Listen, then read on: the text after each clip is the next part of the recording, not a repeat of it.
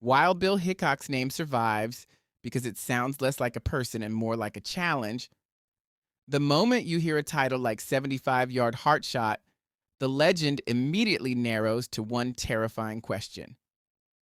What kind of man and what kind of shot could make people believe that distance, that precision, and that outcome belonged in the same breath? That is where the real story begins. Not with smoke, not with cheering, not with the easy version of frontier glory, but with the brutal logic of a single claim. 75 yards is far enough to expose every weakness in a shooter. A heart shot is small enough to punish every mistake. Put those together, and the myth stops sounding romantic. It starts sounding surgical. If the story endures, it is not because it feels flashy. It endures because it feels frighteningly specific. That specificity is what gives the legend its weight. Plenty of reputations are built on noise, on repetition, on the kind of storytelling that grows louder every time it changes hands. This one survives for a different reason. It asks the listener to picture something exact: a body at a known distance, a weapon that must be held steady, a target no wider than fate allows, a single trigger break. That is why the phrase lodges in the mind. It does not sell chaos, it sells control. And in any story attached to Hickok, control is always the center of gravity. The danger is not just that he could fire, the danger is that in the legend he could stay calm long enough to make one shot mean everything. To understand why that matters, you have to strip away the easy fantasy. A shot like that is never just about the moment the weapon goes off. It begins earlier, in habit, in discipline, in the quiet routines that separate panic from performance. Ballistics, in the way people usually talk about them, sound mechanical. They sound like a matter of metal, powder, distance, and impact. But the terrifying part of ballistics is human. It is the body behind the weapon, the hand that does not snatch, the eye that does not rush, the mind that does not let fear spin the shot too early. A long, precise hit becomes legendary because it suggests the shooter had already defeated the first enemy long before the second one ever stood in front of him. He had defeated his own haste. That is why the title does more than advertise a dramatic event.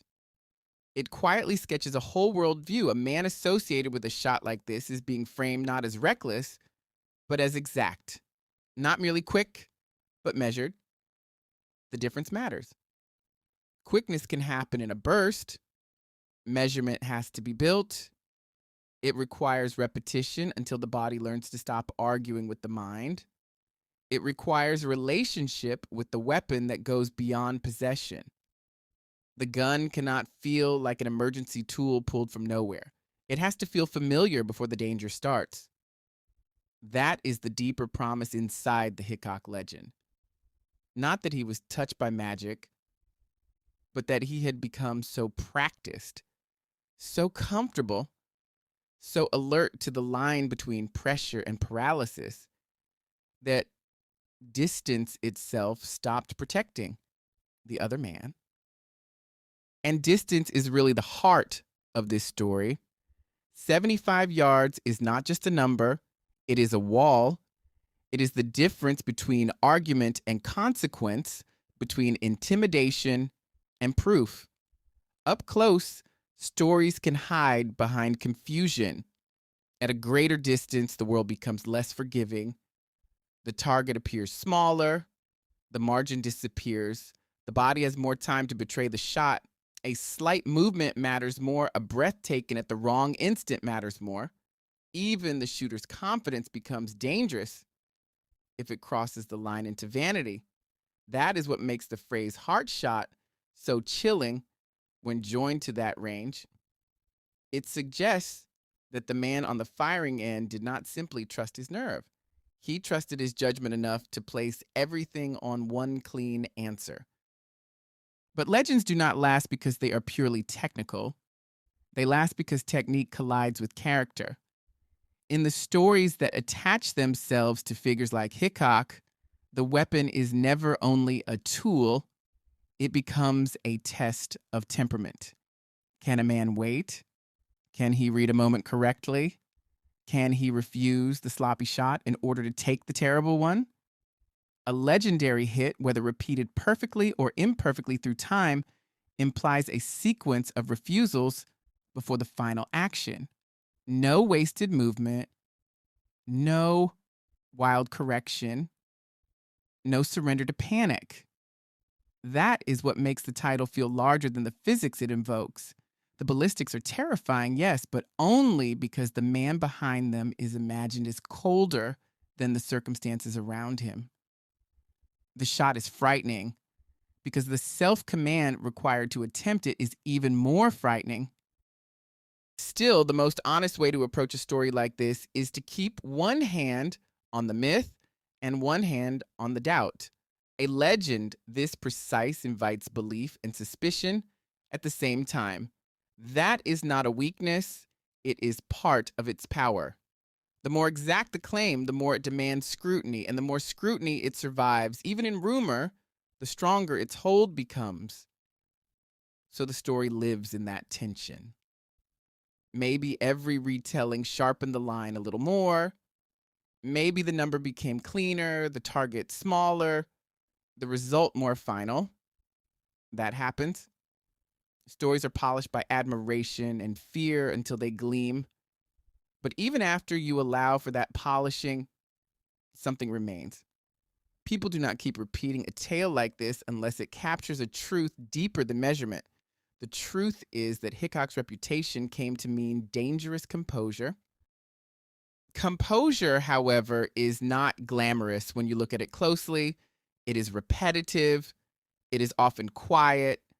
It comes from handling the same weight until the hand no longer notices the burden. It comes from understanding where the weapon points before the conscious mind even finishes naming the danger. It comes from knowing when not to move. The title gives us only the dramatic endpoint, but the endpoint implies a long apprenticeship of the body. A man does not step into a story like this by accident. Whether the details were preserved perfectly or not, the image attached to Hickok is of someone who had taught himself to live inside lethal moments without letting those moments own him.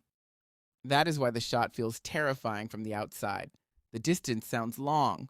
The calm sounds longer. And then there is the target itself.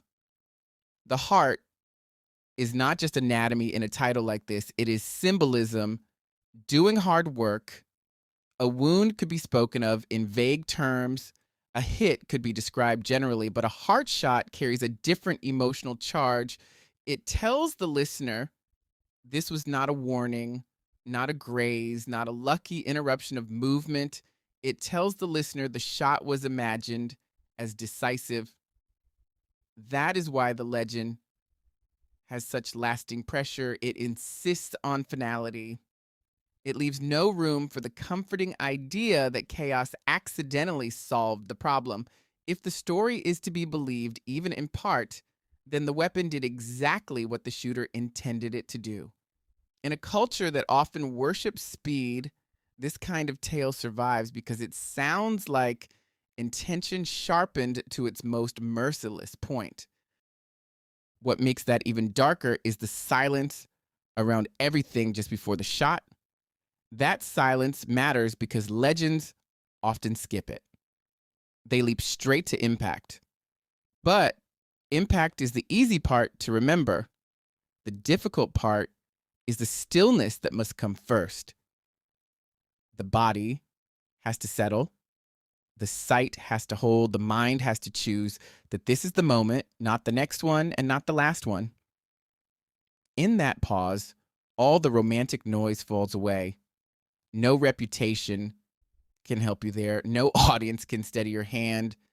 The title may trade in awe, but beneath the awe is a colder image, one person reducing another person to a point, a distance, a breath, and a decision.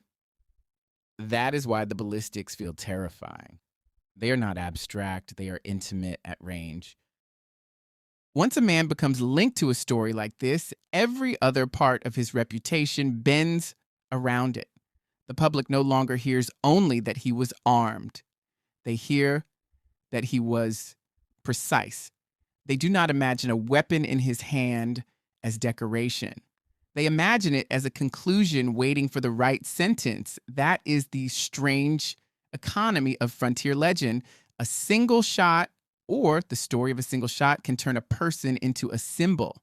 From that point on, his presence changes before he acts. Distance becomes part of his identity. Calm becomes part of his menace. Even restraint becomes ominous because people begin to assume that if he is not firing, it is only because he has not yet decided to end the uncertainty. The title does not just describe a feat, it describes the birth of a shadow. But every shadow has a cost, and this is where the honest version of the story has to push back against worship. A reputation built on perfect outcomes can make a man look superhuman, and that is where legends become dishonest. No shooter is a machine. No weapon erases risk. No name, however feared, cancels error, chance, fatigue, bad judgment, or the sheer ugliness of violence. So the right way to hear a title like this is not as proof of invincibility, but as proof of pressure. If a man is remembered for a shot that demanding, then he is also remembered as someone forced to live beneath the weight of that memory. Every later moment becomes a comparison. Every confrontation is measured against the impossible standard created by one line of story. The legend gives him stature, but it also traps him inside expectation. That is why myth versus reality is not a side note here. It is the whole point. The myth says there was no hesitation. The reality, if we allow reality its due, is that hesitation always exists. The myth says the shot was pure inevitability. The reality is that every trigger break is a gamble against movement, timing, and the fallibility of flesh. The myth says the man and the weapon were one seamless force. The reality is that such unity, when it appears at all, is rare, brief, and purchased through discipline that nobody applauds because it happens before the crowd arrives. Hickok's legend, as framed by this title, survives precisely because it stands on that border. It sounds impossible, yet not theatrical. It sounds exaggerated, yet not meaningless. It invites doubt while still demanding respect. And respect is earned here not by inflating the story, but by understanding what kind of story it is. It is not merely about killing power. It is about mastery under pressure. It is about how a weapon becomes terrifying only when its user understands it completely enough to make distance feel irrelevant. It is about what happens when practice, temperament, and opportunity fuse into one irreversible moment. That is also why the word ballistics matters in the title. It frames the event as more than personality. It asks us to think about force, path, impact, and consequence. Yet in the end, the mechanical language only circles back to the human core. Ballistics can explain the shot's travel. They cannot fully explain the will required to send it without flinching. For that, you have to look back at the man. So when people remember Wild Bill Hickok through the lens of a 75-yard heart shot, what they are really preserving is a theory of him. They are preserving the idea that he belonged to that rare class of dangerous figures whose violence was not loud until it was final. They are preserving the image of a man who could carry stillness into a lethal moment and make that stillness do the work of fear. They are preserving, too, the unsettling possibility that reputation was not just theater in his case, but an extension of demonstrated control. Whether every retelling kept the line straight is almost secondary. The reason the story still grips the imagination is that it presents competence as something colder than fury. It says the deadliest thing in the room may not be rage, it may be precision. That is the legacy such a title leaves behind. Not a clean laboratory fact, not a cartoon of impossible heroism, but a hard edged frontier legend built around a single unbearable image: a man, a distance, a heart, a shot that should have been too demanding to trust and too exact to forget. The myth may have grown in the telling. Most myths do. But the shape of it tells us why Hickok's name refuses to fade. He is remembered not just as someone connected to violence, but as someone imagined to have mastered its geometry when it mattered most. That is what still unsettles people. Not only that the shot was deadly, but that it seemed deliberate all the way through, and that is why the story lasts. Because the terrifying ballistics are finally inseparable from the terrifying calm.